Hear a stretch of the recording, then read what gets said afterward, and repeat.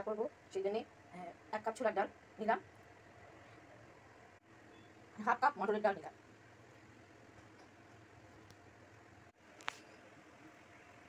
ভিজিয়ে ভালো করে ধুয়ে একটা বাটিতে ভিজিয়ে রাখলাম। আজকে সারা রাতে ভিজিয়ে রাখবো, কালকে এই ধোকার তরকারিটা রান্না করবো। ডালটা মিক্সচারে বাটা হবে, বেটে তারপরে রান্না হবে।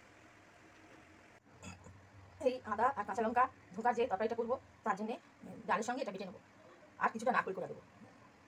ধোকার ডাল বাটাটার সঙ্গে এই অল্প পরিমাণ নারকেলটা মিশিয়ে নেবো ডালের সঙ্গে যখন বাটবো। আদা কাঁচা লঙ্কা আর এই নারকেল আর পরিমাণ মতো নুন দিয়ে একটু বেটে নেবো।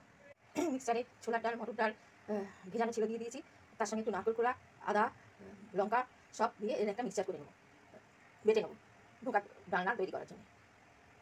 ধোকার ডাল বাটা হয়ে গেছে, এবারে এটাকে একটা বাটিতে রেখে দেবো, তারপরে এটাকে কড়াই নাড়াচাড়া করে ধোকার তৈরি করবো। কালো জিরে ফোড়ন আর হাফ চা চামচ হিং দিয়েছি, দিয়ে এবারে ডালটা দিয়ে দিই। ডাল দিয়ে দিয়েছি, এবারের মধ্যে 1/4 চা চামচ হলুদ দিলাম, 1 চামচ নুন দিলাম,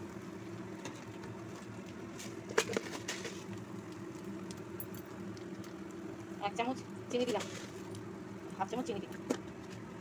এবার এটাকে নিয়ে নাড়িয়ে তৈরি করব। ধোকার যে ডাল দিয়ে পুরটা তৈরি করছি, ধোকার ওটা নাতে নাতে এটা মন্ড হয়ে গেছে।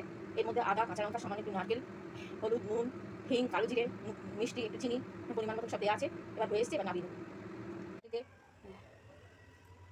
সর্ষের তেল মাখিয়ে ডালটা তৈরি হওয়ার পর ঢেলে নিয়েছি, এটা ঠান্ডা হতে দেবো, তারপর ধোকার তরকারি রান্না হবে। চার মগজ কাজু নারকেল আর দই দিয়ে একটা পেস্ট করে নিচ্ছি ধোকার ডালনা রান্না করার জন্য।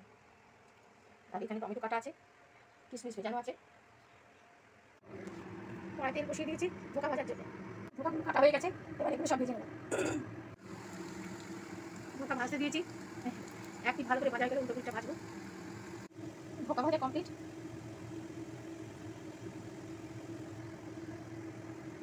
এবারে ধোকা তরকারিটা করবো।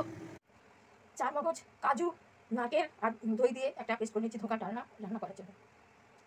আর এখানে টমেটো কাটা আছে, কিশমিশ ভেজানো আছে। কড়াই তেল বসিয়ে দিয়েছি ধোকা ভাজার জন্য। ধোকা কাটা হয়ে গেছে, এবার এগুলো সব ভেজে নেব।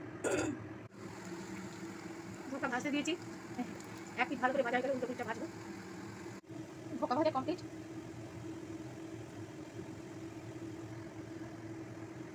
এবারে ধোকা তরকারিটা করবো। একটু কড়াই তেল দিয়ে নিলাম,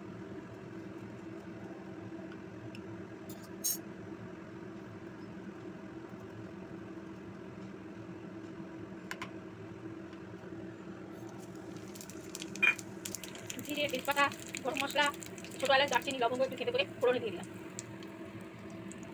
এবার একটু হিং দিয়ে দিলাম, দিয়ে দিলাম। এবারে বাদ বাকি মশলাগুলো দিয়ে দেখাচ্ছি। প্রথমে তেলের উপর জিরে ছোটো এলাচ দারচিনি লবঙ্গ একটু খেতে করে ফোড়নে দিয়েছি, হিং হাফ চা চামচ দিয়েছি, তারপরে 2 চা চামচ আদা বাটা, 1 টেবিল চামচ আদা জিরে লঙ্কা বাটা শুকনো লঙ্কা বাটা, একটু শুকনো লঙ্কার গুঁড়ো নুন মিষ্টি আন্দাজ মতন। আর এই যে পেস্টটা আছে এর মধ্যে একটু নারকেল চার মগজ আর কাজু দিয়ে বাটা আছে, সেই পেস্টটাও দিয়ে দিয়েছি। দিয়ে এবারে মশলাটা কষিয়ে তেল ছেড়ে গেছে, এবারে জল দিয়ে দেবো। মশলা কষিয়ে জল ঢেলে দিয়েছি, জল ফুটে যাওয়ার পর ধোকাগুলো দিয়ে দিয়েছি। দিয়ে এবার একটু ঢাকা দিয়ে দেবো, মিনিট 5 এটা ফুটবে, তারপরে গরম মশলা ঘি দিয়ে নামিয়ে দেবো। আচ্ছা, 1 চিমটি গরম মশলা একটু ঘি দিয়ে এটাকে স্ট্যান্ডিং টাইমে রেখে দিয়েছিলাম ঢাকা দিয়ে। এবার নামিয়ে নেবো। আমার ধোকার ডালনা রেডি টু সার্ভ। ধোকা ডালনার রেডি টু সার্ভ। এই রান্নাটা আপনাদের ভালো লাগে লাইক শেয়ার কমেন্ট আর সাবস্ক্রাইব করবেন। আর আপনারা সাবস্ক্রাইব করলে একটা লাইক পেলে খুব ভালো লাগে, উৎসাহ বাড়ে, এরকম ধরনের কাজ করার উৎসাহ পাই, নতুন নতুন ডিশ তৈরি করার উৎসাহ পাই।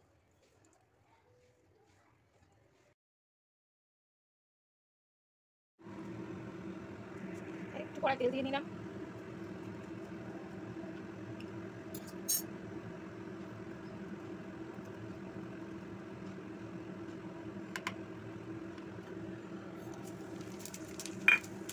জিরে তেজপাতা গরম মশলা ছোটো এলাচ দারচিনি লবঙ্গ একটু খেতে করে ফোড়নে দিয়ে দিলাম। এবার একটু হিং দিয়ে দিলাম, দিয়ে দিলাম। এবারে বাদ বাকি মশলাগুলো দিয়ে দেখাচ্ছি। প্রথমে তেলের উপর জিরে ছোটো এলাচ দারচিনি লবঙ্গ একটু খেতে করে ফোড়নে দিয়েছি, হিং হাফ চা চামচ দিয়েছি, তারপরে 2 চা চামচ আদা বাটা, 1 টেবিল চামচ আদা জিরে লঙ্কা বাটা শুকনো লঙ্কা বাটা, একটু শুকনো লঙ্কার গুঁড়ো, নুন, মিষ্টি আন্দাজ মতন। আর এই যে পেস্টটা আছে এর মধ্যে একটু নারকেল, চারমগজ আর কাজু দিয়ে বাটা আছে, হ্যাঁ সেই পেস্টটাও দিয়ে দিয়েছি। দিয়ে এবারে মশলাটা কষিয়ে তেল ছেড়ে গেছে, এবারে জল দিয়ে দেবো। মশলা কষিয়ে জল ঢেলে দিয়েছি, জল ফুটে যাওয়ার পর ধোকাগুলো দিয়ে দিয়েছি। দিয়ে এবার একটু ঢাকা দিয়ে দেবো, মিনিট 5 এটা ফুটবে, তারপরে গরম মশলা ঘি দিয়ে নামিয়ে দেবো। আচ্ছা, এক চিমটি গরম মশলা একটু ঘি দিয়ে এটাকে স্ট্যান্ডিং টাইমে রেখে দিয়েছেন ঢাকা দিয়ে। এবার নামিয়ে নেবো। আমার ধোকার ডালনা রেডি টু সার্ভ। ধোকা ডালনা রেডি টু সার্ভ। এই রান্নাটা আপনাদের ভালো লাগে, লাইক, শেয়ার, কমেন্ট আর সাবস্ক্রাইব করবেন। আর আপনারা সাবস্ক্রাইব করলে একটা লাইক পেলে খুব ভালো লাগে, উৎসাহ বাড়ে, এরকম ধরনের কাজ করার উৎসাহ পাই, নতুন নতুন ডিশ তৈরি করার উৎসাহ পাই।